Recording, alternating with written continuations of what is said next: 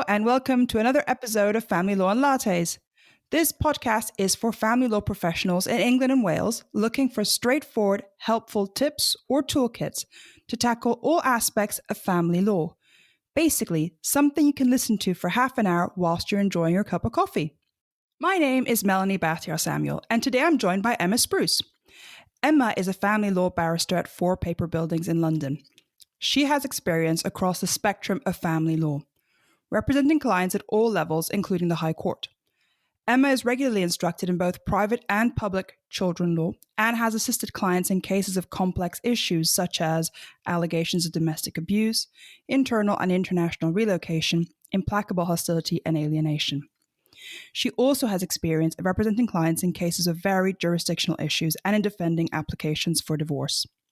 Today, Emma will be briefing me on the recent Court of Appeal case of Re-HN and others, and the potential to redefine the way in which the family court approaches domestic abuse. Hello, Emma. Welcome to Family Law and Lattes. Thank you for agreeing to come and be on the podcast today. Thank you so much for having me. I'm so excited to be part of this podcast world that I am very much a listener of, but not yet a speaker on. So thank you. Very, very excited to be here.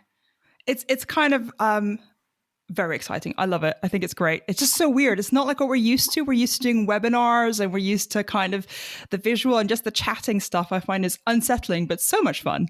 I'm very used to webinars at this juncture. I think we are Zoomed webinared out, and I'm happy that there's a sense of planning for seeing people in person at some point. But there's still a place for in-person podcasts because they are, I think, part of our world now and a great way of sharing information.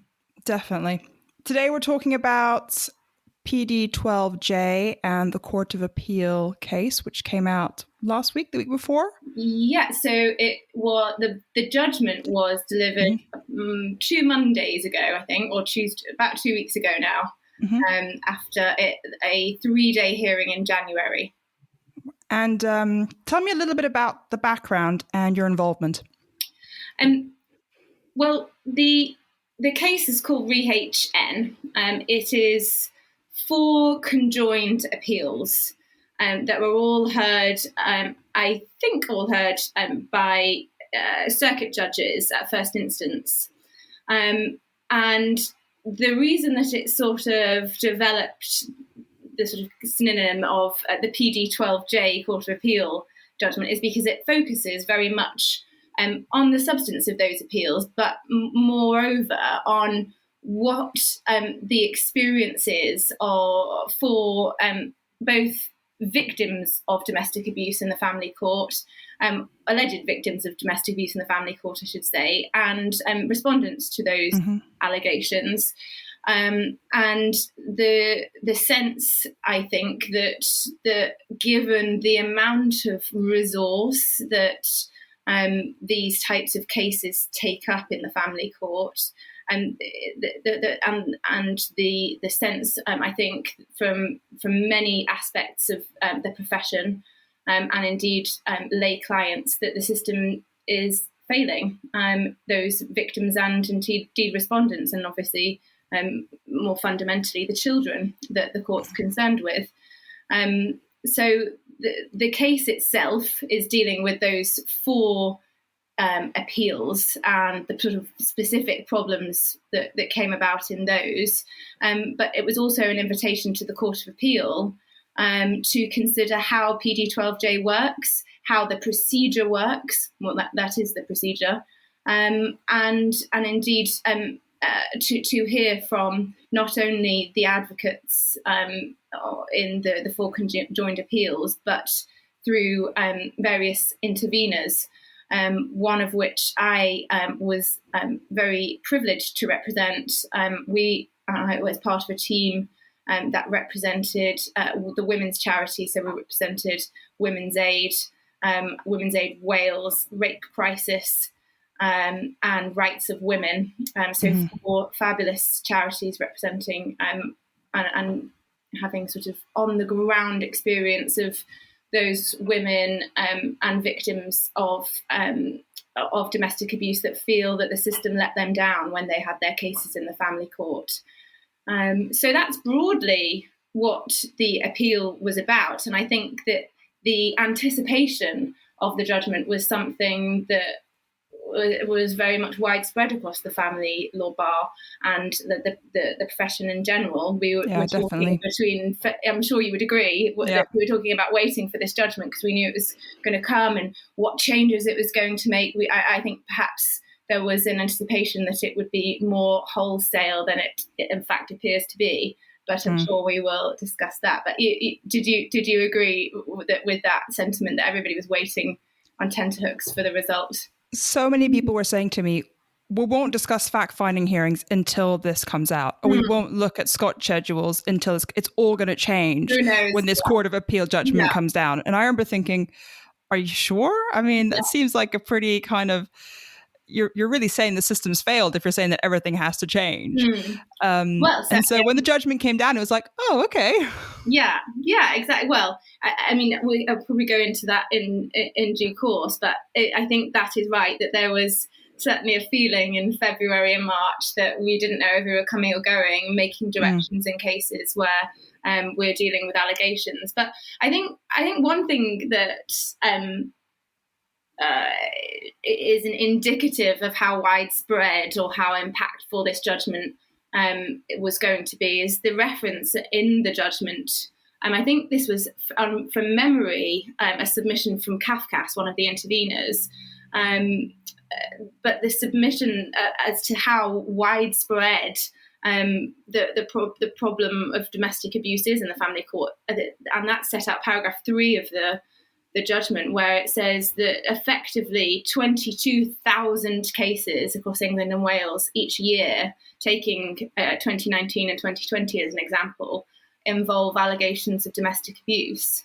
That's a ridiculous and number. When you consider really how long such proceedings, on how much resource such proceedings would take in an individual basis, that's a huge chunk of the court's time. But the reason that it's so important really is because we're talking about the impact of a long-term contact order on a child, given our new understanding really that, and something that certainly I think we're continuing to work on, making sure everybody understands that just because parents are no longer together, it doesn't mean that allegations of domestic abuse are necessarily irrelevant.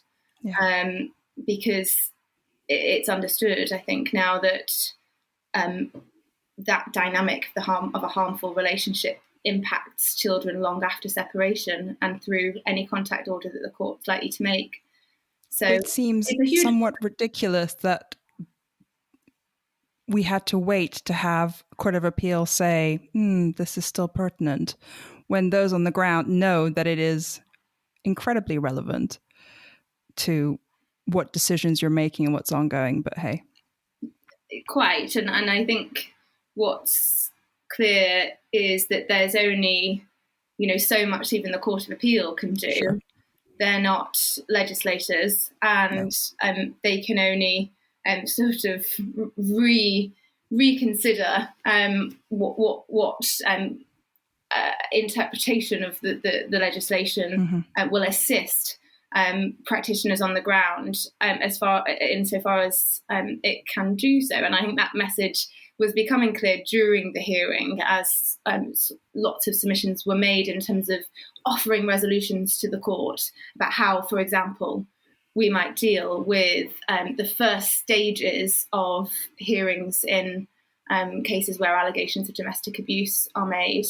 And that certainly was one of the features. How does the court approach that first stage when, for example, a mother says, I'm refusing the contact that the father seeks because I was subjected to domestic abuse for a series of years, and these are all the things that happened to me. How does the court approach that at the first hearing?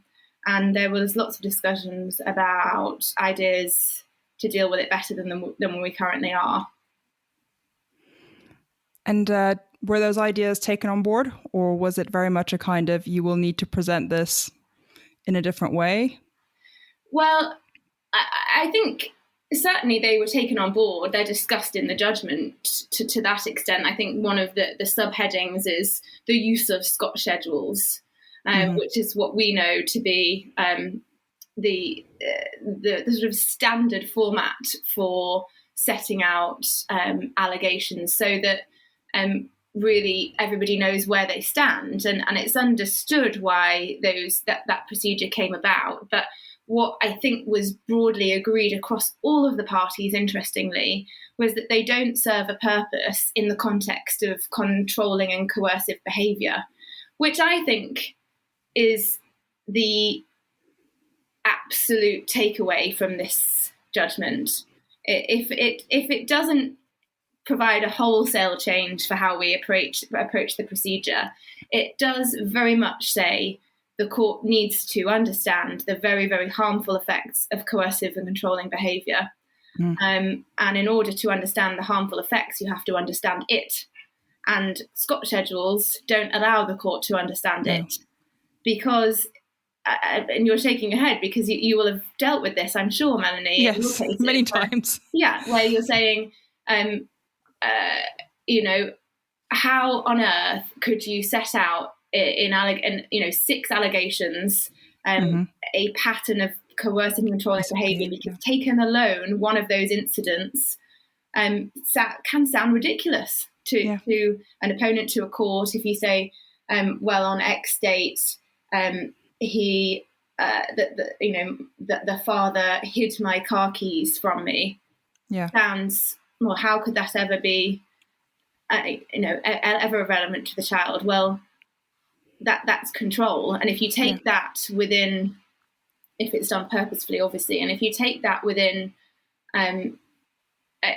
the context of a dynamic in the relationship that's going to be harmful for a child, until that person is able to address, recognise, and perhaps seek help for their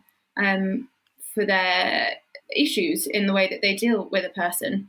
And I think that for me is going to be helpful, and I'll leave it at that in terms of where we are, because it's wholly frustrating when you're trying to, as an advocate, explain to the court the nexus between coercive and controlling behaviour and harm to a child, which of course is what PD12J is concerned with. So the fact that the court says, for example, that coercive and controlling behaviour is the thing that you have to understand before you can understand any other allegations of domestic abuse is a huge turning point, I think, for us. And it gives us that, in conjunction with the judgment that was handed down just before the hearing, the Court of Appeal hearing, FN, I think are really, really helpful steps forward for victims of domestic abuse as we understand it. Do you think the court is now going to be looking at coercive controlling behaviour as a first step, and then making a decision as to whether there should even be a Scott schedule, or whether a decision has to, a decision has to be made by the court on the general behaviour rather than a specific incident?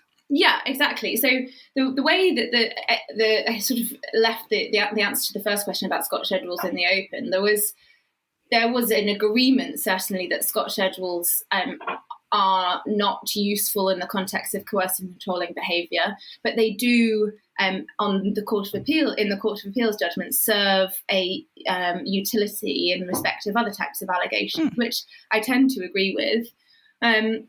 But I think so on that basis, they say there continues to be a place for a Scott schedule. There does not continue to be a place for limiting the amount of allegations you put in a Scott schedule. And I would say that it seems to me that the court is saying that where a person says I was subject to controlling coercive behaviour, then you are to file a witness statement in conjunction with your Scott schedule, where you explain your lived experience your Sure. client obviously will explain their lived experience, how the impact of their partner, or what the impact of their partner's behaviour had on them, and indeed how that will in turn impact the child arrangements, which this judgment keeps coming back to. We have to be concerned with the impact on the court's order in the end, and certainly the court says at paragraph 51 that it agrees that the court in the first instance needs to establish whether there is evidence that there was an abusive pattern of coercive and controlling behaviour. Okay. So, and that was picked up indeed from the submissions that my team made on behalf of the women's charities. It was a very forceful submission that my learned leader made in respect of understanding that as an issue. And then that in itself is a huge step forward, because the court is saying, actually, it's not just, although we've been talking about it for ages, it's not just physical domestic abuse. It's actually a pattern over a period of time, which can be very low key and invasive, and actually completely destroying for a person. If, as you pointed out, things get hidden, or comments being made, or constant abuse, verbal abuse, all that is, one-off incident is nothing, but a whole pattern which has been going on for years, which the children have experience of as listening parties, is, of course. Yeah, exactly. That's a huge step forward. Exactly. And you know as well as I do that it's not like people haven't understood that before. But when it's in black and white in a Court of Appeal judgment, with the president, no less, of the family court delivering that judgment, referring to that in a court setting and saying there's no way out, this is what the court says, when, this is how we have to approach allegations of coercive and controlling behaviour, that's incredibly helpful. It's so much easier than trying to, start from the beginning and explain to a bench or the judiciary that this is actually harmful behaviour and it's not something to be quaffed at.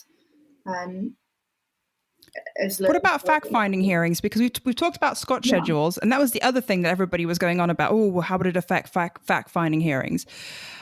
I'm assuming those are still going to carry on, or are we being told we need to limit those? I mean, what has been said about them? Certainly not. I don't think there is that anything should be read into that they're no longer being fact-finding hearings. There is a very clear message, I think, that fact-finding hearings should be heard when it's necessary to do so.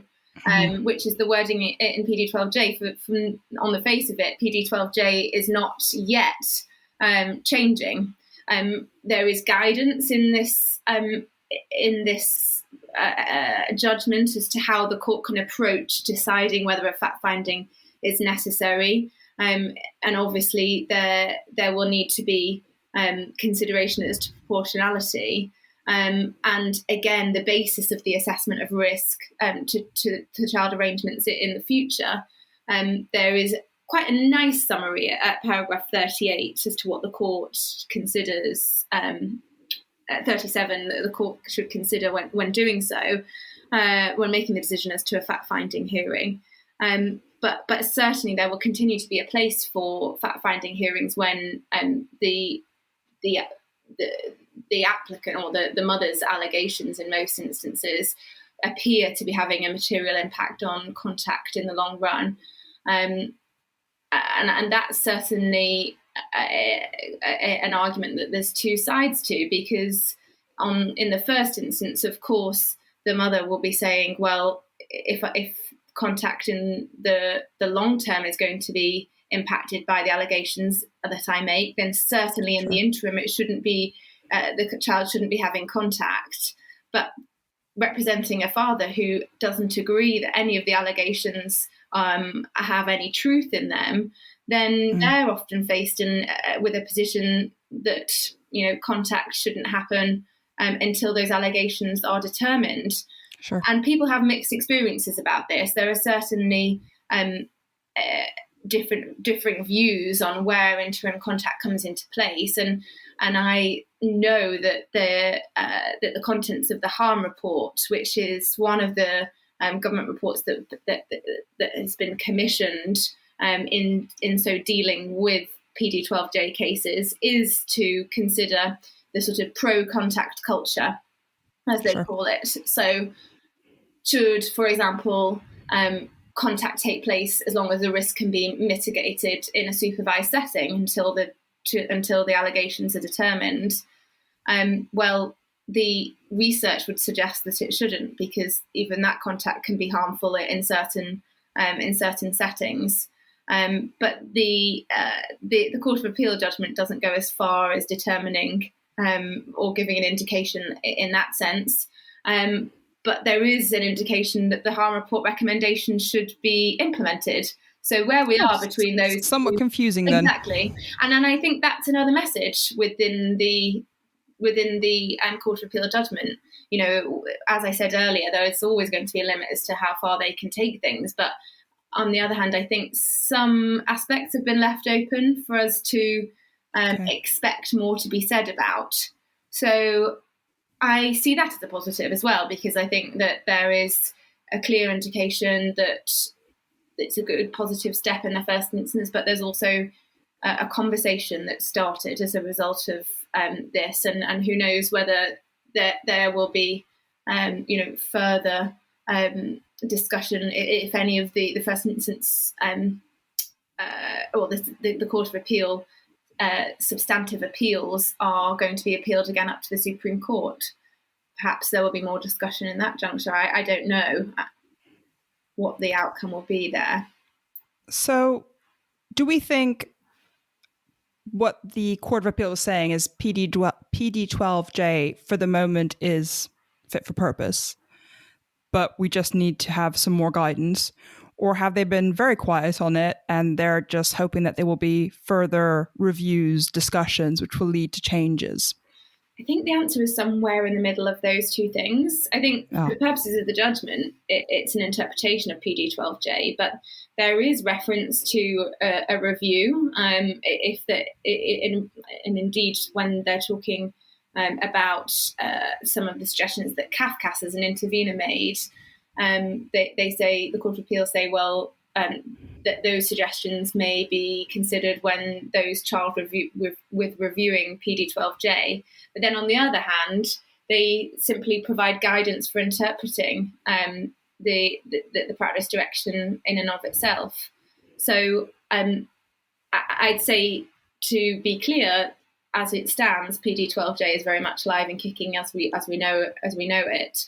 Mm-hmm. The benefit of this judgment is that we can refer again to this on top of PD12J in looking at those specific issues. For example, how Scotch schedules should be formulated in conjunction with witness statements, and not seeking to reduce the amount of allegations that a person makes, because that's not going to be an accurate depiction of what's happened to that person.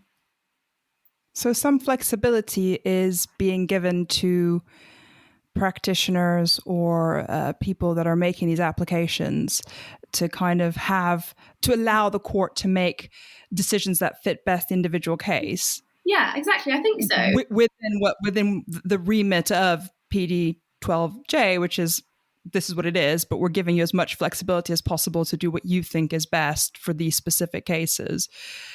And the way it's open, maybe there's going to be more of a review. Maybe they're opening it up to having some review done. Yeah, I think the real difficulty, of course, is that while it's all going to be very interesting for represented parties to argue about what this judgment does to their particular case, we know that so many parties are unrepresented, of course, and it will be a matter for the judiciary to look in detail and understand in detail what one person is saying, and that task cannot be underestimated as to its difficulty, because one thing that certainly I understood in better detail, and it doesn't come across necessarily through the judgment, and I understood it through my clients' for this hearing is the impact that trauma has on victims of abuse and their ability to really relay in detailed terms, as we need them to in a court setting, what happened to them and why, and the inconsistencies that can arise as a result of a very complex dynamic, usually between parents. Of, you know, the fact is, this is an issue that transcends all aspects of society, realistically, because nobody is immune from domestic abuse. That's, I guess, providing some freedom and some help, but at the same time, it seems to be putting a lot of responsibility on the judiciary to be making these decisions, particularly when we consider how many of these cases are unrepresented. Litigants in person turning up at court, not being able to articulate their cases properly, or not knowing how to do so for various reasons, whether it is because they don't know how to access justice, whether it's because they, as you say, are going through huge trauma that they cannot express. And then the judiciary is having to make those decisions with less, I guess, not support, but less clear guidance, because now it's a lot more open to them. Yeah, exactly. It's hugely difficult. And when we talked about, there were suggestions in the hearing as to how that process could be streamlined, as to whether or not there can be, I think, a submission from Professor Delahunty QC, I think, was that there could be a process akin to a checklist that the police would give victims when they are giving statements. Perhaps that could be part of a respondent mother or an applicant mother's documents to the court, to give a real idea of where he or she is, and whether indeed a C1A form isn't helpful at all in that respect. But the court didn't get to grips with that, and I suspect that's because that's beyond the capabilities of a judiciary, of the judiciary in the Court of Appeal. But interesting, nonetheless. You know, what tools could we provide litigants in person to put their best step forward? And I think we as practitioners are possibly better placed than very senior judiciary to do that, because we're more used to or sort of more accustomed at the moment with how things work on the ground. So definitely, I mean, but I've experienced that with clients, you know, trying to take a statement from them and work them through what's happened with them, and a lot of the time it's them coming to terms with what happened to them during the relationship. And it is very difficult, because you often, because you're putting pressure on them to get thoughts over to you, get what you need from them to be able to present this to the court, you're focusing often on the wrong things. You're often focusing on specific incidents. And then, you know, the fact that there is this coercive controlling behavior in the background becomes an afterthought. Yeah. But I was thinking also, if you're trying to provide information or guidance to litigants in person, you know, where are they going to find this information? Is there like a Section 25 equivalent, you know, checklist somewhere that this is what the court considers, this is what you need to be considering when you're getting your thoughts across?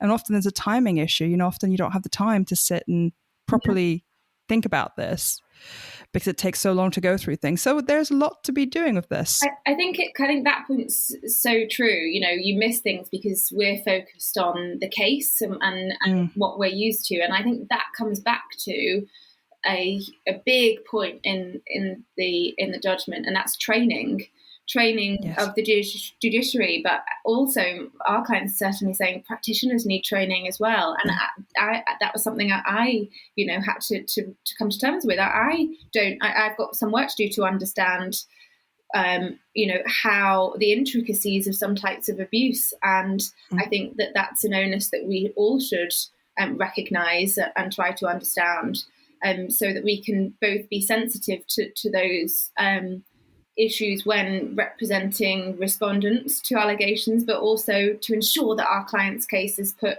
really thoroughly and accurately in line with their experience. I think that makes a lot of sense, and I completely agree.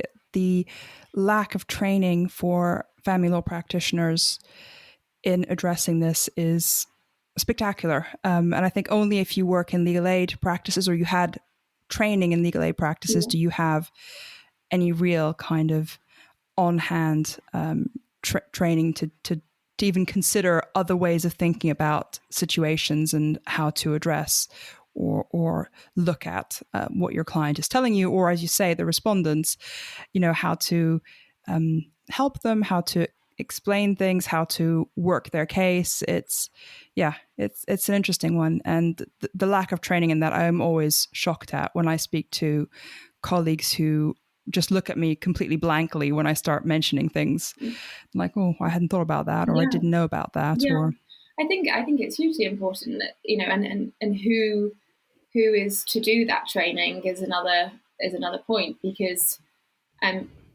it can't just be, in my view, as more senior practitioners. It's got to be specialized trainers with an understanding and a grounding in what the impact of domestic abuse is, in terms of how that impacts proceedings, and also the sort of wide body of research which I came to terms with in preparing for the case, as to how children really are harmed when they're exposed both to their parents' relationship while the parents are together and afterwards through contact and through court. That's a huge point. The proceedings in and of themselves are, for lots of victims, another channel for abuse, but that's something that's very hard to escape, because unless it's exceedingly obvious, then you're looking at perhaps making an application for a Section 91(4) order, then you're going to have to engage with proceedings, and that's often a hugely traumatic experience in and of itself. I mean, we could go on about the impact of these types of proceedings, and that's the one thing I thought about when you asked me to do this. I thought, God, how we could literally talk all night, I'm sure, about it. Well, I've just been thinking about, when you were talking about training, I was thinking, I have friends that work in these charities and at a policy level, and we have conversations about this kind of in our time off when we get together for fun, and we have these long conversations, and from the view of the policy, from the view of the law, from the view of on the ground working in shelters or working from the legal aid standpoint, and they're just training. How could we train lawyers? What can we provide for them? What should we be looking at training them? Anyways, there's too much to go on. If you had a couple of points to take away from this that you would want to really drive home as important takeaway points, what would they be? Well, I think I've probably covered the biggest one for me, and that's understanding coercive controlling behaviour as the start and the end point of these allegations, as a sort of gateway to the dynamic between the parties. I think that, if nothing else, is worth really understanding and getting to grips with. I think we haven't obviously touched on so far the court's approach to instances of or allegations of sexual abuse. But that's one of the aspects certainly I was disappointed with, because there were some really interesting submissions during the hearing about the court's very outdated, well, given the instances in the specific substance appeals, the court's very outdated approach to allegations of sexual abuse. For example, one of the substantive appeals was there was an allegation that a rape took place on holiday, and the judge in that case considered that because the parties had been having consensual sex before and after the alleged incident, then it cast doubt on the possibility that the mother hadn't consented on that occasion. And that, to me, is both shocking but also a huge indication of how far we've got to go before understanding that type of allegation. But the extent that the Court of Appeal went in respect of those allegations was to say that effectively it's not really helpful to apply labels to the different types of sexual abuse allegations, because that, as I interpret the judgment, that fails to engage with the act itself, and indeed what is alleged to have happened, as opposed to whether it constitutes rape in a criminal sense.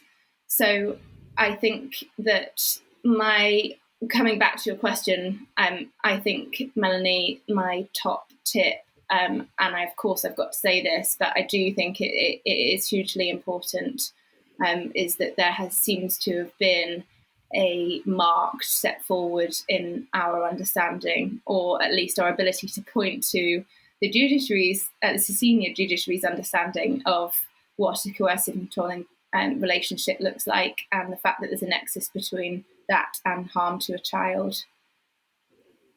Wow. That's a positive step. Not necessarily everything we want to hear, but definitely something good to hear the judiciary.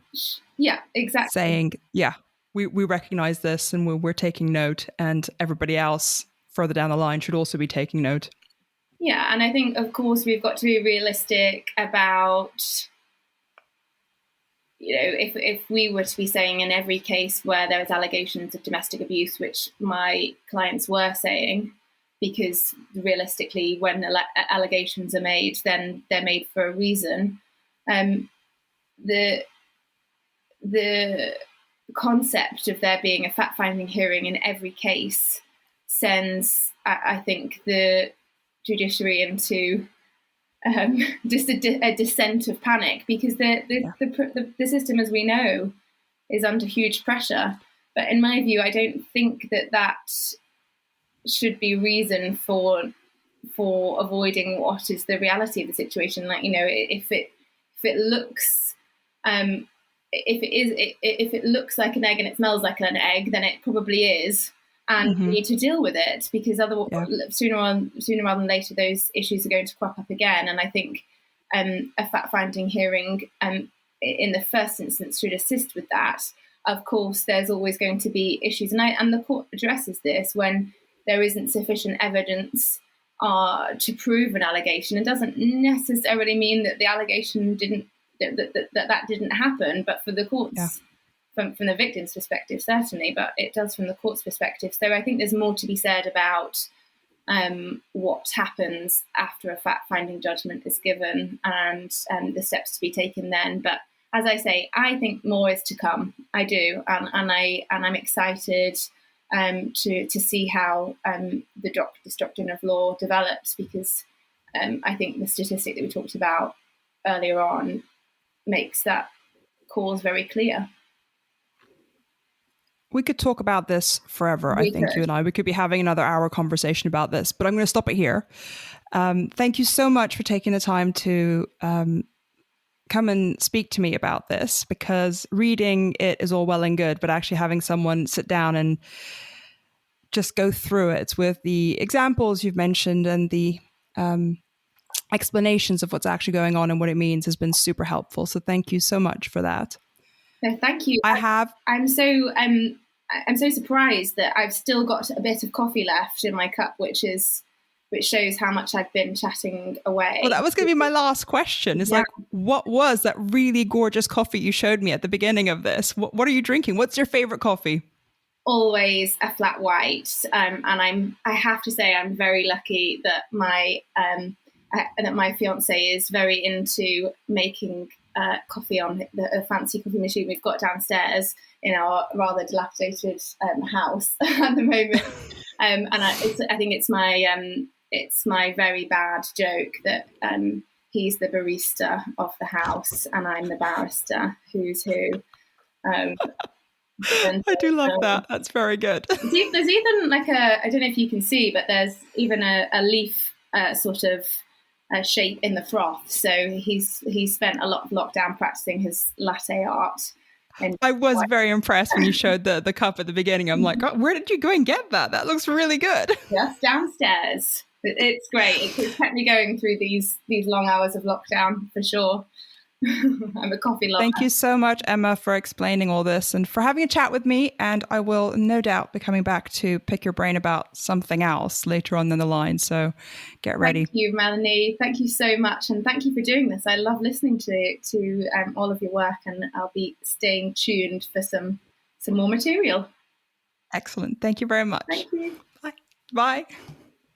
Family Law and Lattes will continue next week. In the meantime, if you have any suggestions about the podcast or topics you'd like to hear discussed in the future, please send me a tweet at Melanie_Bataillard, message me on Instagram at Melanie Bataillard, or email me at familylawandlattes@gmail.com.